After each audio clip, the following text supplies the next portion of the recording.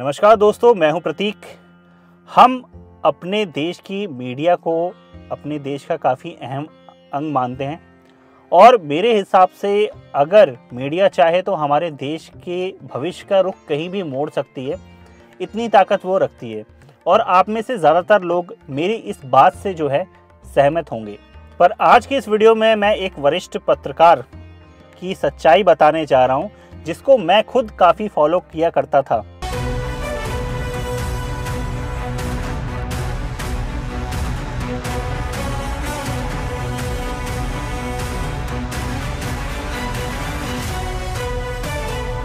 नमस्कार, मैं हूं सुधीर चौधरी। कुछ टाइम पहले एक वीडियो बहुत वायरल हुई जिसमें एक लड़की अपने साथी के सामने जीवन साथी बनने का प्रस्ताव रख रही थी।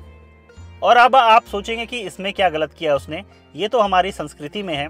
कई ऐसे उदाहरण हैं, राधा कृष्ण और शिव पार्वती।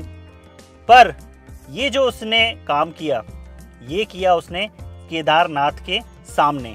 तो मैं चाहूँगा आप मेरी बात को फिर से गौर से सुने। केदारनाथ के बाहर, ना कि अंदर। और ये लड़की थी विशाखा, जिन्हें हम गर्ल राइडर विशाखा के नाम से भी जानते हैं। और इस वीडियो के बाद वहाँ पे आप देखेंगे इस तरह के बोर्ड लगा दिए गए, और जिन बोर्ड पे क्या लिखा है आप ध्यान से पढ़ें कि मंदिर के अंदर किसी भी तरह की फ़ोटो या वीडियो लेना मना है। पर ध्यान दीजिएगा, अंदर लिखा है, ना कि बाहर। पर कुछ विद्वान लोगों ने इसको अलग तरीके से वहां प्रस्तुत किया और इस चीज में अपनी उपलब्धि गिना दी। आज से 18 दिन पहले 29 जून को हमने केदारनाथ में मोबाइल फोन को बैन करने को लेकर एक मुहिम चलाई थी। और आज हमें बेहद खुशी है इस बात की कि आप सबके समर्थन से हम कैसे केदारनाथ धाम में अब मोबाइल फोन को प्रतिबंधित कर दिया गया है। और अगर कोई श्रद्धालु नियम के विरुद्ध मंदिर परिसर में मोबाइल फोन लाता है तो ऐसे लोगों के खिलाफ कार्रवाई की जाएगी। और चलिए, कुछ लोगों के अनुसार अगर हम मान भी लेते हैं कि मंदिर के बाहर भी फोटो या वीडियो लेना गलत है, तो फिर ये इंसान यहाँ क्या कर रहा है?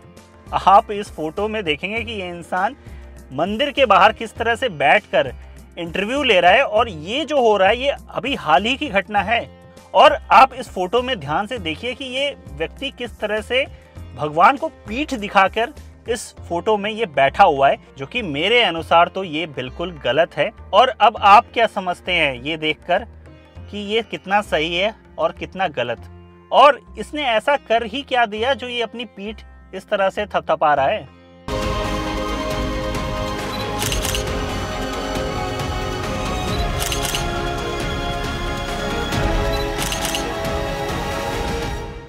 आज जब मैं समुद्र तल से लगभग 11,759 फीट की ऊंचाई पर यहाँ मौजूद हूँ, तब मैं आपको केदारनाथ, जबकि इसके बजाय इसने वहाँ जानवरों पे हो रहे अत्याचार के खिलाफ आवाज उठाई होती, मुहिम चलाई होती, जिसके कारण उन पे हो रहे अत्याचार बंद हो जाते। अगर ऐसा कोई काम किया होता तो मेरे हिसाब से ज्यादा बेहतर होता। तब मैं मानता कि इसने किसी की भलाई के लिए कुछ किया है। और इतना ही नहीं, अगर आप इसके पुराने रिकॉर्ड उठा के देखेंगे तो आपको इस इंसान से नफरत हो जाएगी। 2007 की एक घटना है जिसमें एक न्यूज़ चैनल ने एक स्टिंग ऑपरेशन अपने चैनल पे दिखाया था, और जिसमें दिखाया ये गया था कि दिल्ली की एक टीचर है उमा खुराना, जो कि जबरन लड़कियों से वहाँ पे देह व्यापार करा रही थी स्कूल के अंदर।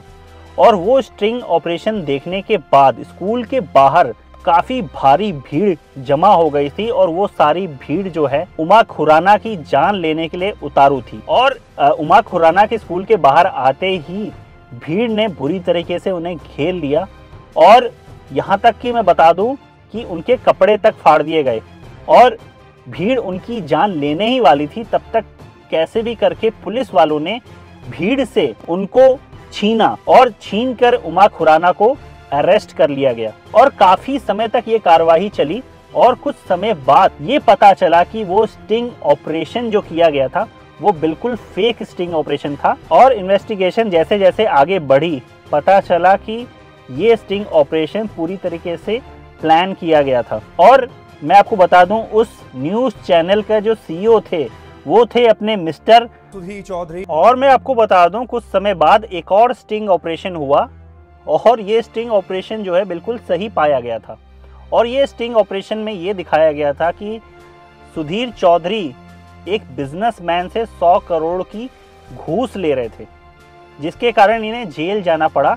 नवंबर 2012 में इन्हें जेल हुई और इस घटना के बाद इन्हें काफ़ी लोग तिहाड़ी चौधरी नाम से भी जानने लगे। 250-300 रुपए हुआ तो आपके घर में भी बात होती थी टमाटर के बारे में कि थोड़े दिन कम कर दिया जाए? आप शायद ट्रिविलाइज करना चाहें और इसको थोड़ा नहीं, मैं ट्रिविलाइज नहीं कर रहा, बट इसलिए कह रही हूँ ये ट्रिविलाइजेशन इसी को व्हाट अबाउटरी कहते हैं कि मैं आपसे पूछूं फिर आप कहेंगे कि अच्छा पहले ऐसा होता नहीं है। मैं भी पूछ सकती हूँ सुधीर जी, क्या हुआ जब आप जेल में थे? इशू इज क्योंकि आप एक मंत्री हैं और एक मंत्री। और बस इतना ही नहीं, कुछ समय बाद अपने चैनल में इनने दिखाया था कि जेएनयू में पाकिस्तान जिंदाबाद के नारे लगे थे और उस फुटेज को देख के दिल्ली पुलिस ने एक व्यक्ति जिसका नाम कन्हैया था उसको अरेस्ट तक कर लिया था। और जब उस फुटेज की जांच हुई तो पता चला उस फुटेज में कहीं भी पाकिस्तान का नाम तक नहीं लिया गया था।